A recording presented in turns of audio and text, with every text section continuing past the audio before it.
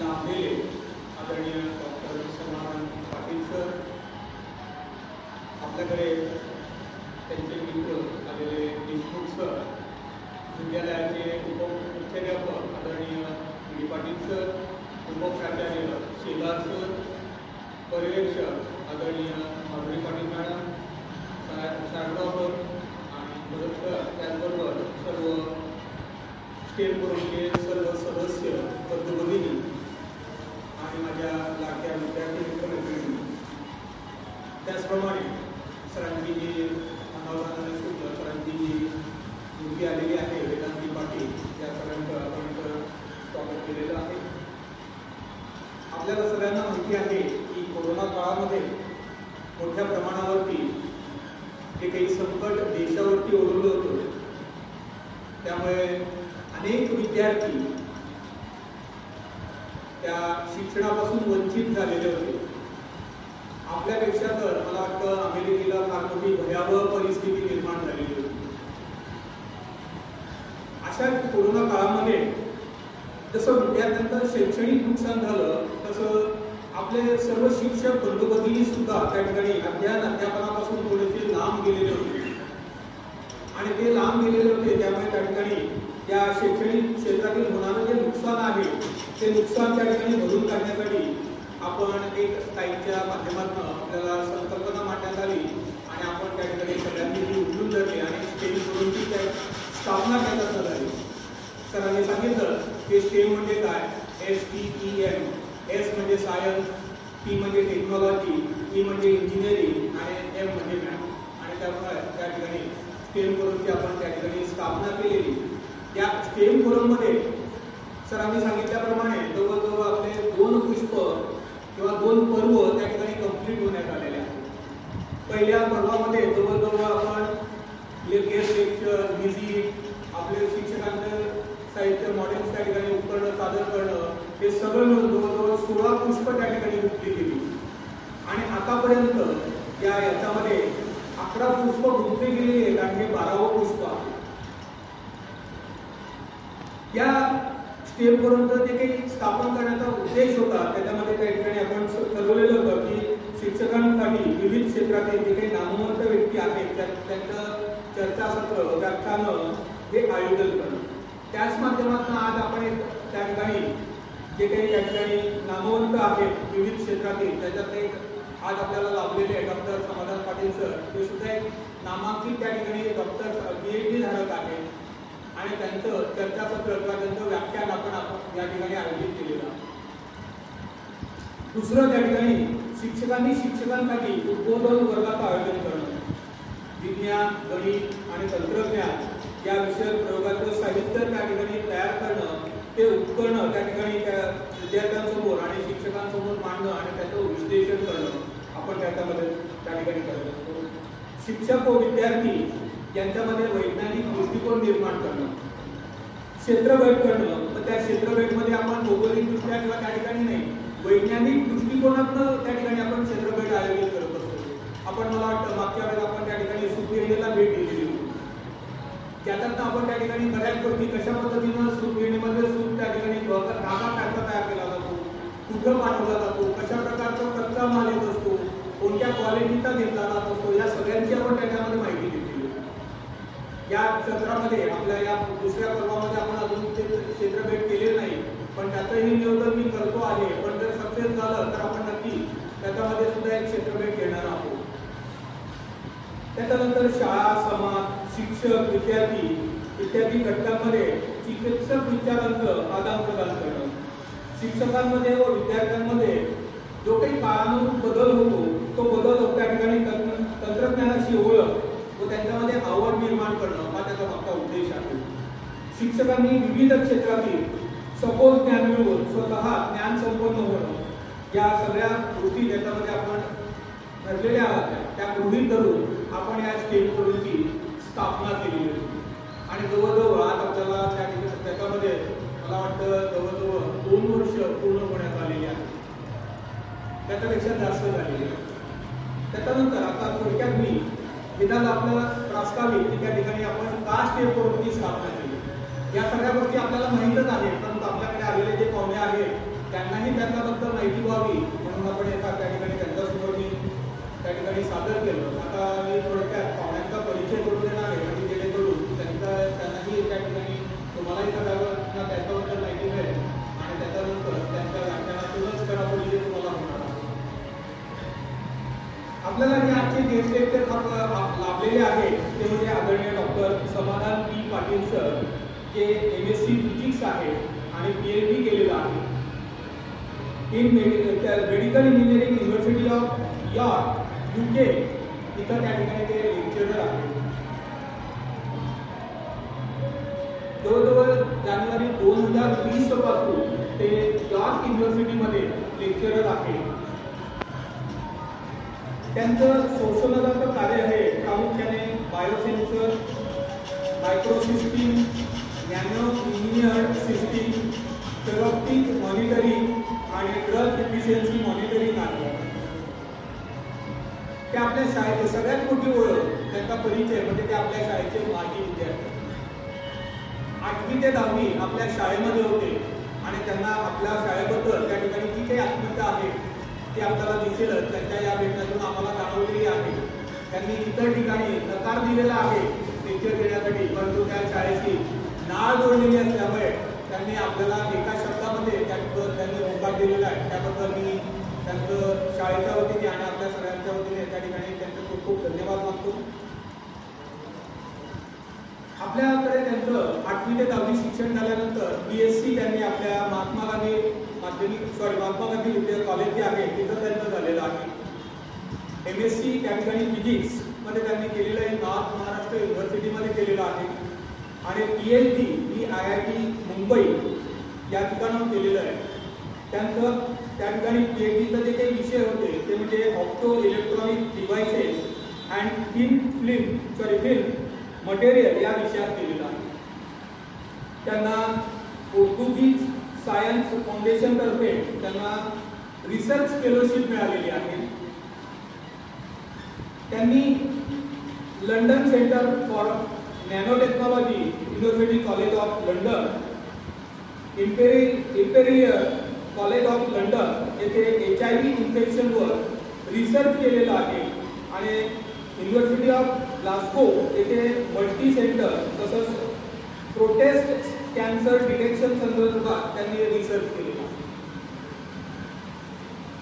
त्यांनी इथं केलेलं नाही, त्याचबरोबर त्यांनी 2 स्टार्टअप कंपन्यांनाही त्या ठिकाणी मदत केलेली आहे. त्यांची सुरुवात करून दिलेली आहे, एस्टॅब्लिश करून दिलेली आहे. त्याच्यामध्ये आहे मल्टी कॉर्डर, DX व 3P सायन्स या कंपन्या आहेत की ज्यांचं त्यांनी रिसर्च क्षेत्र त्या ठिकाणी त्यांनी या एस्टॅब्लिश करून दिलेलं आहे. त्यांचं जे रिसर्च क्षेत्र आहे ते परत एकदा सांगतो, biosensor point of care diagnostics, anti microbial resistance, organ on chip and drug testing. हा त्यांचा थोडक्यात मी परिचय तुम्हाला करून दिलेला आहे. त्यांचा जो विस्तृत परिचय आहे तो त्यांच्या व्याख्यानामधून तुम्हाला होणारच आहे. त्यामुळे माझं प्रास्ताविक आणि परिचय या ठिकाणी मी संपवतो. धन्यवाद.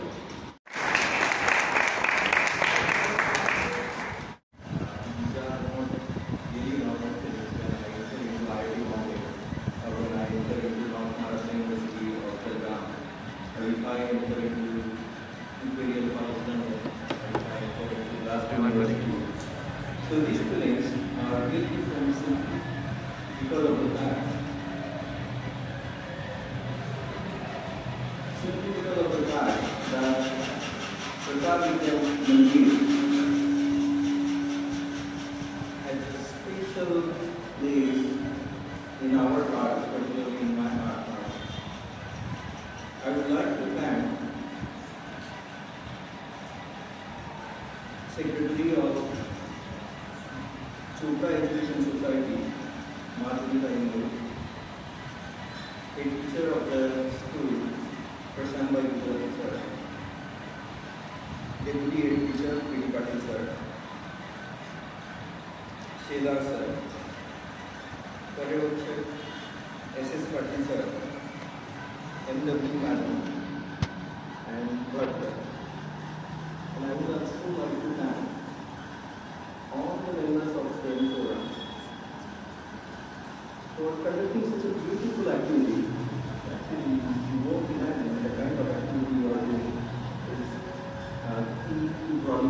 time among the younger generation. And also among yourself. I will keep shifting between English, Marathi, even in the native language of Chokra, Guji Bhasha, Airani Maki Bollesu. गुजर समाज सुद्धा प्रामुख्याने या चोपडा तालुक्यात गुजर भाषेची गुजर भाषा बाकी बोलली तर आपण थोडं लाईट मूड ठेवून ॲक्च्युली या इंटरॅक्टिव्ह स्पीचला सुरुवात करतो. तुम्हाला केव्हाही वाटलं मी खूप सायंटिफिक फॅक्ट्सने तुम्हाला बंबार्ड करणार नाही, पण जे 4-5 टेक्नॉलॉजिकल फॅक्ट्स आहेत ज्या मी डेव्हलप केलेल्या आहेत त्या टेक्नॉलॉजिकल फॅक्ट्समधून तुम्हाला मिळून जाईल. त्यांच्या डेव्हलपमेंट कसं होतं, त्यामागे ॲक्च्युली उद्देश काय होता आणि त्या डेव्हलप करताना काय काय एक्सपिरियन्स आला. प्रत्येक वेळेस जी टेक्नॉलॉजी तुमच्यासमोर येते त्या टेक्नॉलॉजीच्या मागे सायंटिस्ट जे असतात ते वर्षानुवर्ष काम करत असतात आणि याचा प्रक्रिया आपण पूर्वी त्यावेळेस काहीही कल्पना नव्हती की ते मॉडर्नाचे खूप आवडतात. त्यांना मी जी टेक्नॉलॉजी डेव्हलप केली त्यांनी अतिशय आवडली. त्यांनी त्याचा उपयोग पेशंटचा डेटा साठवण्यासाठी कसा उपयोग करता येईल याबद्दल त्यांनी थोडंसं विवेचन झालं, आमचं डिस्कशन झालं आणि त्यानंतर त्यांनी मला एका कंपनीबरोबर थोडा डायलॉग इनिशिएट करता येईल का याबद्दल सजेशन दिलं. त्यानंतर 2 वर्षांनी कोविडचं संकट आलं. कोविडचं संकट आल्यानंतर मॉडर्नना वॅक्सिन्स बऱ्यापैकी प्रसिद्ध झाले. प्रसिद्ध झाल्यानंतर मला कळलं की ज्यांनी मला ईमेल पाठवला होता ते बॉब लेंगर जे होते ते मॉडर्ना वॅक्सिन्सचे जनक होते. त्यांनी ती वॅक्सिन कॅन्सर वॅक्सिन म्हणून विकसित केली. कोणाला कॅन्सर होऊ नये याच्यासाठी. तर बघा एक टेक्नॉलॉजी एका कार्यासाठी वापरली गेली तर त्याचं दुसऱ्या कामासाठी लगेच उपयोग करता येतो याचं उत्तम उदाहरण. एक याकरता तुला काही कोविडचा विषय निघाला. मी आजचं जे टॉक आहे किंवा प्रेझेंटेशन आहे ते आपल्या शाळेतील जेवढेही सायन्सचे शिक्षक आहेत त्यांना डेडिकेट करतो. पर्टिक्युलरली जे आपल्या नागरिक त्यांना फॉर एक्झाम्पल श्री वायकरी सावरकर आपल्या, तसंच संस्थेच्या ज्या सेक्रेटरी आहेत माधुरीताई त्यांच्या वडिलांबरोबर एक पर्सनल कनेक्शन होतं. माझी फॅमिली आणि श्री देशमुख सरांच्या आई आणि मी काहींचे जे वडील होते doctor Paramanand Mehre only nature cure practitioner in the town त्यामुळे त्यांचे आम्ही पेशंट होतो. त्यामुळे त्या फॅमिलीला जो लॉस झालेला आहे आता त्यासाठी heartfelt condolences from my side and prayers from my side on this extreme recovery of emotions. आता मी सुरुवात असं करतो की टाईमलाईन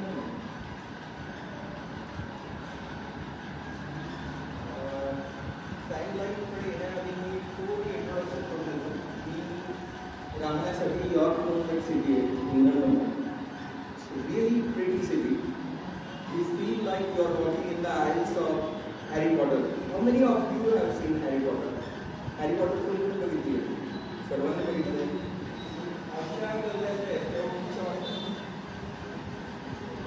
या गल्ल्यांचं म्हणजे हॅरी पॉटरचा जो स्टुडिओ होता, हॅरी पॉटर स्टुडिओचं इन्स्पिरेशन न्यूयॉर्कमधून केलेलं आहे. म्हणजे दे इज टू लाईफ या लेकचं नाव आहे शांगल्स मार्केट आणि या शांगल्स मार्केटमध्ये साधारणतः 300 ते 400 वर्ष जुनं हे मार्केट आहे.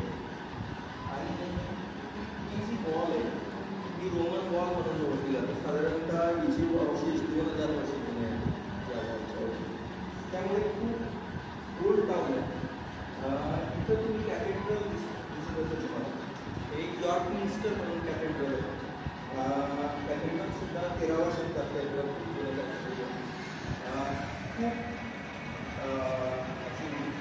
असं वाटतं की आपण इतिहासाबरोबर जगतोय त्या सिटीमधून जाताना. मला जेव्हाही सिटीमधून फेरफटका मारायचा असतो किंवा सायकलिंग करायची असते तेव्हा मी आनंदाने घेतो. मी युनिव्हर्सिटी ऑफ यॉर्कमध्ये काम करतो. This the campus of University of York. University of York has two campuses, one is east and another is west. On this side, one official hall is admin building. Admin building साधारणतः 400 वर्ष जुनी आहे. Library आहे university, nano technology facility जिथं आपण research करतो. काय एक थोडं टाईमलाईन म्हणून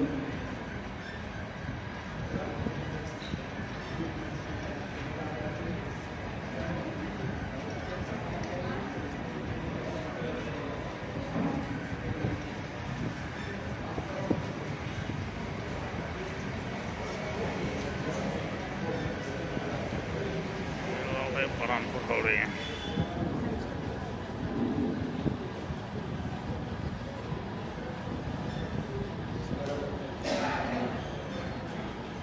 गुजराती सरांनी थोडक्यात सांगितलं की एका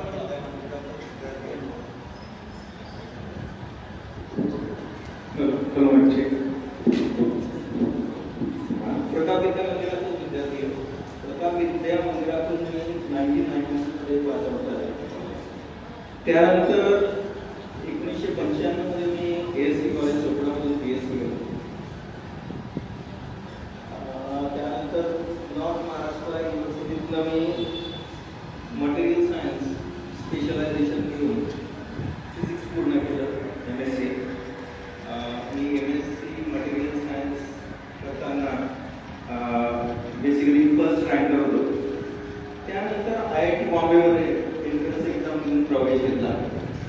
IIT बॉम्बेमध्ये आपल्या लॅपटॉपच्या मागे जे ट्रान्झिस्टरचं बॅकप्लेन असतं किंवा सोलर सेल्ससाठी जे मटेरियल्स लागतात किंवा लाईट एमिटिंग डायोड्ससाठी जे मटेरियल्स लागतात त्या लाईट एमिटिंग डायोड्सचे जे मटेरियल्सचं ऑप्टिमायझेशन मी IIT बॉम्बेत केलं. त्यानंतर मी इन्स्टिट्यूट ऑफ मायक्रो सिस्टीम्स आणि नॅनो टेक्नॉलॉजी लिस्बनमध्ये होतो. तर या ठिकाणी माझं जे बॅकग्राऊंड मटेरियल सायन्समध्ये होतं त्याचा उपयोग डिव्हाइस फॅब्रिकेशनमध्ये कसा करायचा, म्हणजे how to fabricate integrated circuits. Microchips जे आपण बघतो मोबाईल फोनमध्ये किंवा कम्प्युटरमध्ये, त्या मायक्रोचिप्स कशा तयार करायच्या त्याचं ज्ञान आणि त्याचा उपयोग मी या इन्स्टिट्यूटमध्ये केला. त्यानंतर मी लंडन सेंटर फॉर नॅनो टेक्नॉलॉजीमध्ये शिफ्ट झालो. तिथं आमचा जो उद्देश होता तो HIV इन्फेक्शन होता. कमीत कमी दिवसांचं जे इन्फेक्शन असेल, म्हणजे अगदी अर्ली फेजमध्ये जे इन्फेक्शन असेल HIV त्याला ओळखण्याचं डिव्हाइस, म्हणजे त्याला डायग्नोसिस करण्यासाठी जे डिव्हाइस लागतं ते डेव्हलप केलं. बऱ्याच वेळेस असं होतं, आपण 5वी 7वीला ऍडमिशन घेतल्यानंतर पहिला सायंटिस्ट आपल्याला जो माहीत होतो तो जेम्स वॅट. आणि जेम्स वॅटचं नाव ऐकलं नाही असा कोणताही विद्यार्थी नाही. James watt school of engineering येथे मी साधारणतः 6 वर्ष काम केलं. ज्या बिल्डिंगमध्ये ते काम करायचे त्याच बिल्डिंगमध्ये मी काम करत होतो. तिथं मी पर्सनल मेटाबॉलिक डिव्हाइस, म्हणजे एक मायक्रोचिप प्लॅटफॉर्म होता. तो microchip platform multiple diagnostic tools म्हणून त्याला वापरला जातो. तर ते प्रोस्टेट कॅन्सरचे जे निदान आहे, जे आपल्याकडे खूप जिगरीचं होतं आणि 50% ॲक्युरसी असते, त्या प्रोस्टेट कॅन्सरला जो माणसांमधला प्रॉब्लेम असतो त्यासाठी एक चिप विकसित केली आणि त्याची ॲक्युरसी जी आत्ताच्या डिव्हाइसेसची 50% ॲक्युरसी असते ती 98% ॲक्युरसीचं डिव्हाइस असतं ते आपण म्हणू. आणि 1920 पासून मी यॉर्क बायोमेडिकल रिसर्च इन्स्टिट्यूटमध्ये कार्यरत आहे. Now what we will go through one by one 5 technologies. Each technology won't take more than 5 minutes. So we have 20 to 25 minutes to give you a snapshot of technology development I carried out in past 20 years. So the first technology I will introduce you is MRI imaging. MRI बऱ्याच आपल्यापैकी बऱ्याच लोकांना माहिती असणार नाही का? मोठी coin असते आणि त्या कॉइनमधनं निघणारं जे मॅग्नेटिक फील्ड असतं ते 3 टेस्लाच्या वर असतं. खूप स्ट्रॉंग मॅग्नेटिक फील्ड असतं. पण त्या स्ट्रॉंग मॅग्नेटिक फील्डचा उपयोग आपल्या ब्रेनमधून किंवा हार्टमधून जे मॅग्नेटिक फील्ड येतं त्याचं सेन्सिंग करण्यासाठी असतं. एक अंदाज काय असेल तर की आपल्या हार्टमधून आणि आपल्या ब्रेनमधून किती मॅग्नेट्यूडचं मॅग्नेटिक फील्ड येत असेल एक अंदाज मी सांगतो. कारण की आपण थोडा तुमच्यासाठी मोठं होईल. आपल्या पृथ्वीचं जे मॅग्नेटिक फील्ड आहे आपल्या पृथ्वीला मॅग्नेटिक फील्ड असतं आणि त्याच्यावर या प्रकारे तुम्ही जर कोणताही मॅग्नेट सस्पेंडेड ठेवला तर तो नॉर्थ आणि साऊथमध्ये स्थिर होतो. South gets attracted towards north, north get attracted towards south. त्याचं जे मॅग्नेटिक फील्ड आहे 1 oersted. 1 oersted is equal to 10 to the power -6 Tesla.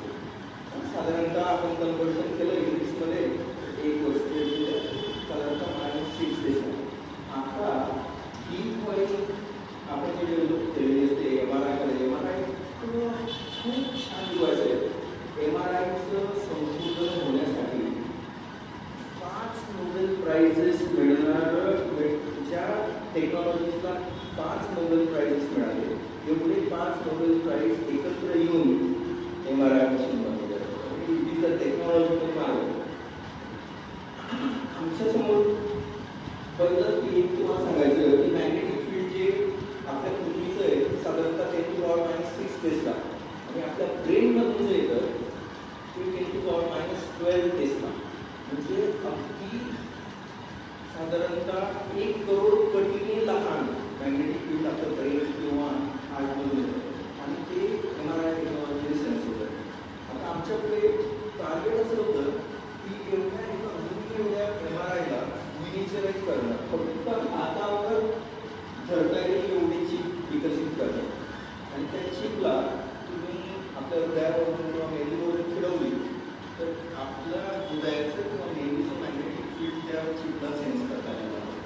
मग आम्ही सुरुवात केली तेव्हा हे फर्स्ट जनरेशन डिव्हाइस होतं. आता कोणतंही इलेक्ट्रॉनिक डिव्हाइस जर येतो तुम्ही तर त्या इलेक्ट्रॉनिक डिव्हाइसमध्ये 1/f नॉईज असतो. तर हा 1/f नॉईज इतका जास्त असतो की सिग्नल मध्ये सप्रेस होतो नॉईजमध्ये. म्हणजे इथं शक्यता दाखवण्याचा करणार नाही. पण इथं प्रयत्न असा होता की हे मेकॅनिकल चिप याच्यामध्ये एक मूव्हिंग पार्ट आहे. जसं आपला स्प्रिंग बोर्ड असतो स्विमिंग पूलमधला तसं मेकॅनिकल चिप असते. आणि आता जे जे मोबाईल फोन वापरतात ना त्यांच्या प्रत्येकाच्या मोबाईल फोनमध्ये एक मेकॅनिकल चिप आहे. ते आपण जेव्हा मोबाईल फोन वापरतो तेव्हा आपण ज्या वाहनावर बसलेलो असतो त्या वाहनाचा स्पीड आपण बोलू शकतो. ते का? कारण की आपण प्रत्येकाच्या मोबाईल फोनमध्ये ॲक्सिलोमीटर नावाची एक मूव्हिंग चिप असते किंवा जायरोस्कोप नावाची दुसरी मूव्हिंग चिप असते. मायक्रोफोन नावाची तिसरी मूव्हिंग चिप असते. तशी ही मूव्हेबल चिप आहे. आणि तुमच्या ज्यांच्याकडे कार आहे त्या कारमध्ये एअरबॅग्स असतात. त्या एअरबॅग ॲक्टिवेट करण्यासाठी जी चिप लागते ॲक्सिलोमीटर ती सुद्धा मूव्हेबल पार्ट्स असतात त्या चिपमध्ये. तर अशी ही मूव्हेबल पार्ट्स असणारी एक चिप आहे. आणि त्याच्याबरोबर हा जो आहे हा स्पिंट्रॉनिक सेन्सर आहे दुसरा. तर या 2 स्पिंट्रॉनिक सेन्सर्सला एकत्र आणणं ही मोठी जी करीची कामं असतात. तर I want to call this as a husband and wife device actually. कारण की त्या दोघांना एकत्र आणणं आणि त्या दोघांना एकत्र काम करायला लावणं हे जिगरीचं असतं. प्रत्येक वेळेस असं असतं की एक डिव्हाइस तुम्ही काम करू शकता, दुसऱ्या डिव्हाइसला दुसऱ्या प्रकारच्या सेन्सरला वेगळं काम करायला लावणे खूप जिगरीचं असतं. तरी आम्ही 540 नॅनो टेस्लापर्यंत त्याची क्षमता खाली आली. त्याच्यात पुढे पुश करण्यासाठी आम्ही हे सेकंड जनरेशन डिव्हाइस आणलं. त्यानंतर तिसऱ्या जनरेशनच्या डिव्हाइसमध्ये आम्ही पिको टेस्ला जे ब्रेनमधून येतं तिथपर्यंत त्याची कपॅसिटी वाढवतो. म्हणजे ही एक पहिली टेक्नॉलॉजी होती. ही टेक्नॉलॉजी डेव्हलप करायला मला आणि मित्राला साधारणतः आणि एक डिव्हाइस डेव्हलप करण्यासाठी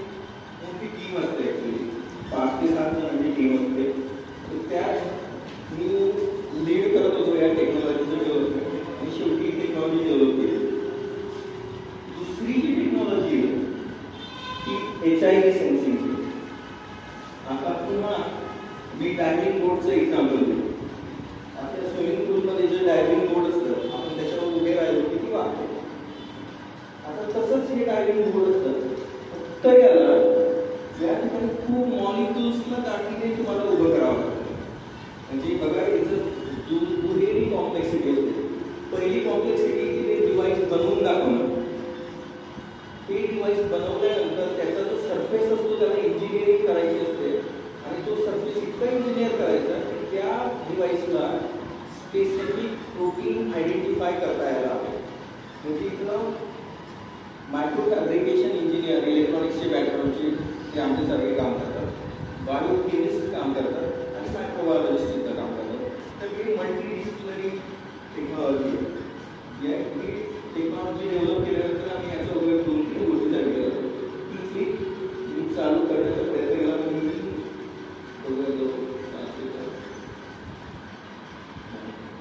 बरं हा जो रिसर्च होता हा रिसर्च नेचर नॅनोटेक्नॉलॉजी म्हणून एक जर्नल त्याच्यात प्रसिद्ध झाला.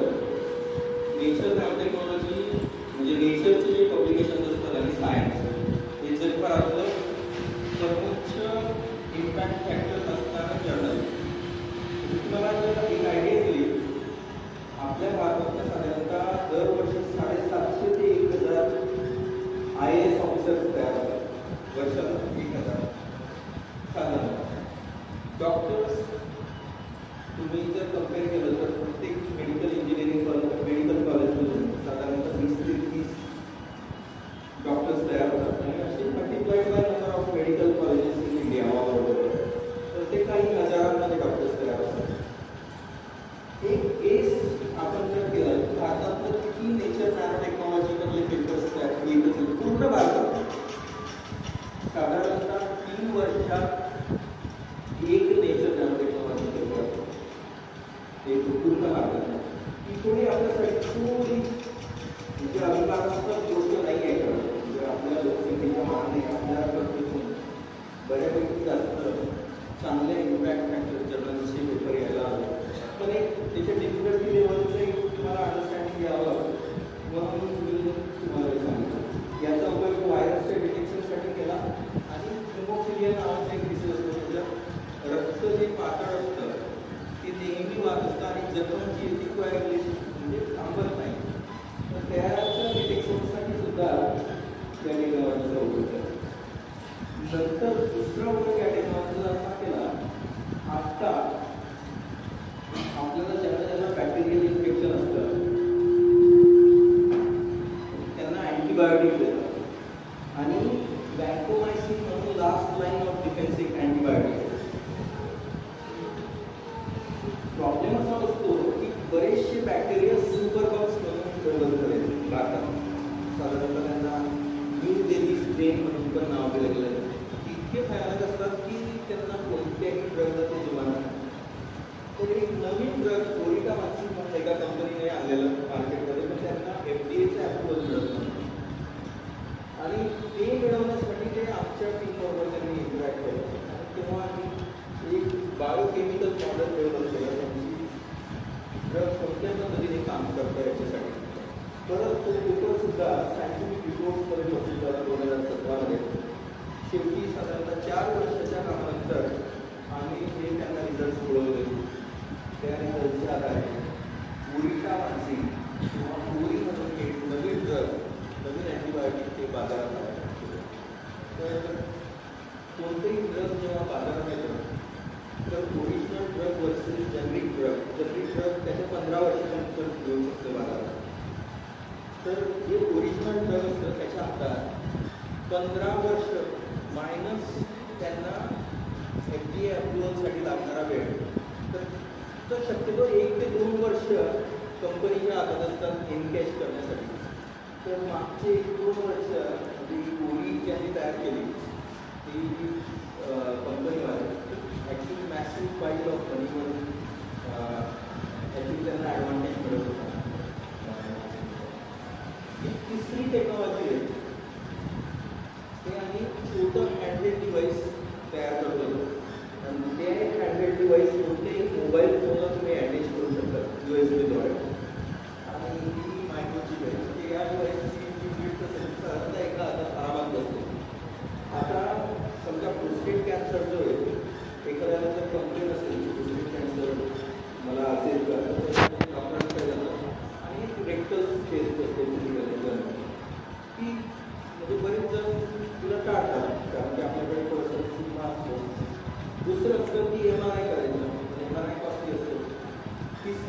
GSA टेस्ट असते आणि GSA टेस्ट 50% पॉझिटिव्ह होऊ शकते, फॉल्स पॉझिटिव्ह किंवा 50% फॉल्स निगेटिव्ह.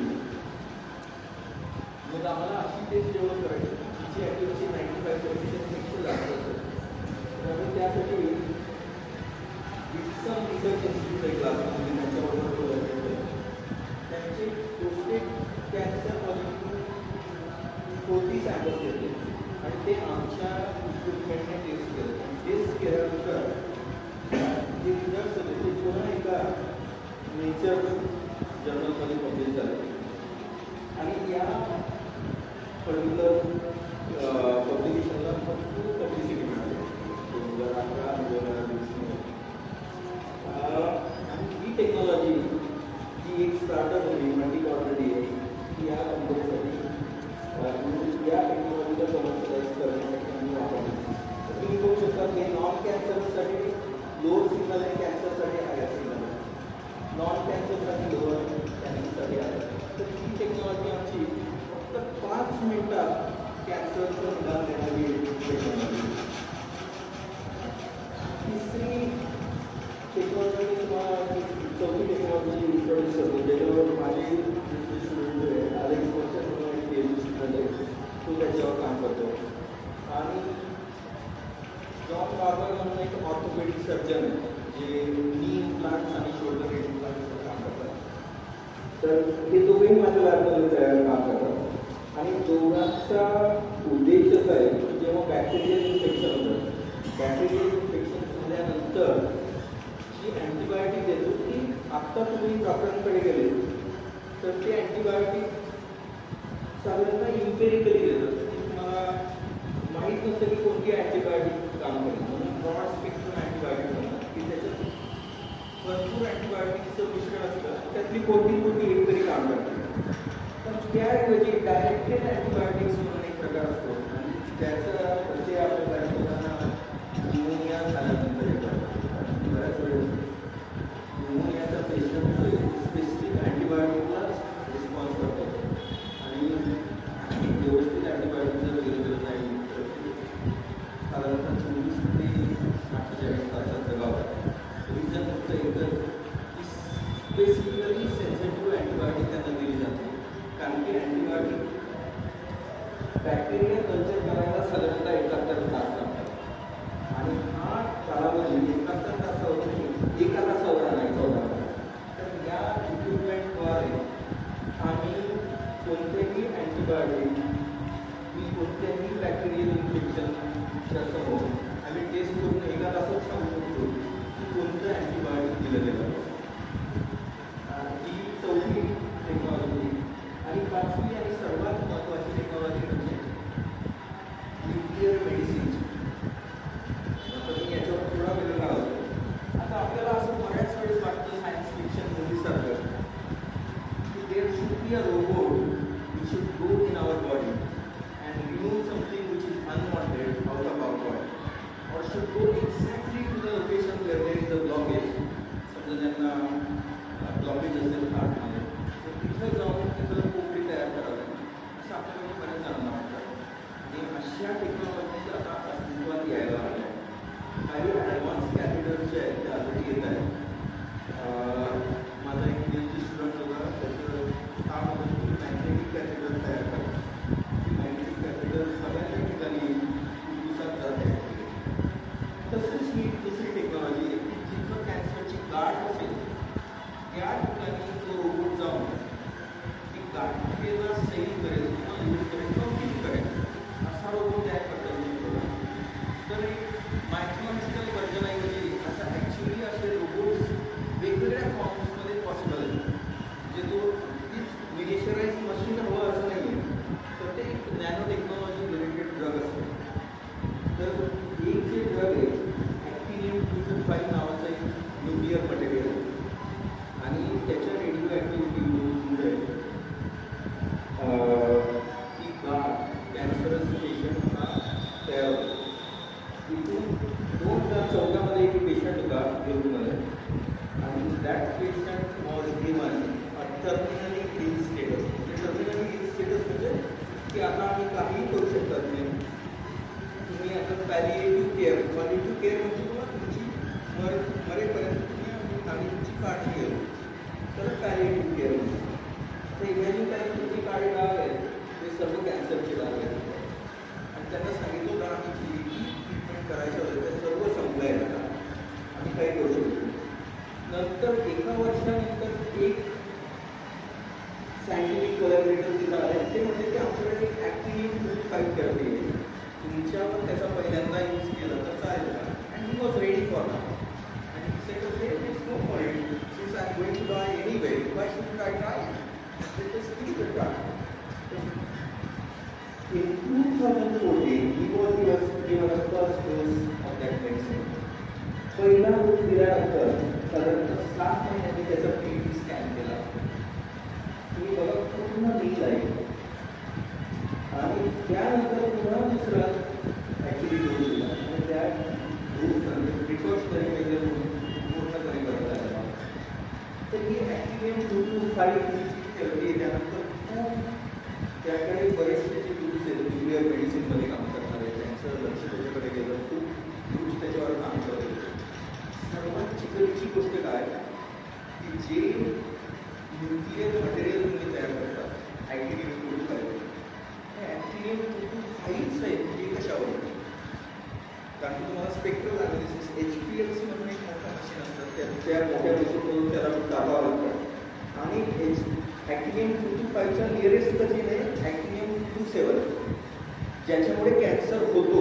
चुकून जर ते दुसरं मटेरियल तयार झालं तर तुम्ही कॅन्सर ट्रीट करण्याऐवजी कॅन्सर कॉझिंग मेडिसिन तुम्ही दिलं. तर माझी एक स्टुडंट आहे SD सांगणे कर्वी शोधण्याची तर ती या डिव्हाइसवर काम करते की जे डिव्हाइस एका प्रोडक्शन लाईनमध्ये जर टाकलं तर ते लगेच रिकॉग्नाइज करतं किती लाईन आहे ती ॲक्टिव्हिटी 225 लाईन आहे आणि साधारणतः ज्या प्रोसेसला एक्सटर्नली 24 आवर्स लागतात ती गोष्ट आम्ही निवड 8.5 मिनिटात ॲक्टिव्हिटी 225चं रिकॉग्निशन कम्प्लीट करतो. ही एक टेक्नॉलॉजी ती डेव्हलप झालेली आहे आता आणि याच टेक्नॉलॉजीचा उपयोग आम्ही एक IIT बॉम्बेबरोबर एक प्रोजेक्ट मिळाला आहे. त्या प्रोजेक्टचा उपयोग कॅन्सर पेशंट्सचं मलमूत्र विलगीकरण म्हणजे आयसोलेशनसाठी करणार आहोत. तर आता मी तर थांबतो करत आतापर्यंत आपण या 5 टेक्नॉलॉजी बघितल्या. पहिलं म्हणजे अल्ट्रा मॅग्नेटिक फील्ड सेन्सर जे MRI सारखे काम करतात. दुसरं मायक्रो मेकॅनिकल सेन्सर जे नेचराईज डायरेक्ट बोर्डसारखे काम करतात. एक personal metabolic device prostate cancer सेन्सिंगसाठी अँटीबायोटिकची सेन्सिटिव्हिटी मॅनेजमेंट करणारं डिव्हाइस आणि सर्वात महत्त्वाचं न्यूक्लिअर मेडिसिनचं स्पेक्ट्रोस्कोपिक आयडेंटिफिकेशन करणारं डिव्हाइस. तर या 5 टेक्नॉलॉजीज डेव्हलप करण्यासाठी मला साधारणतः वेगवेगळ्या ठिकाणी it took me more than 20 years. I couldn't encompass everything in a short duration, but it was my sincere effort to explain you these technologies in the smallest time available. I will stop here if you have any more questions and we have to answer them.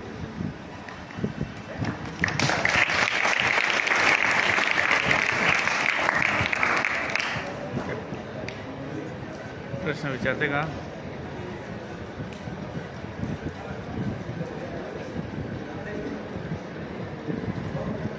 माझ्या काही विचारतो का मला? बघा विद्यार्थ्यांना शिक्षक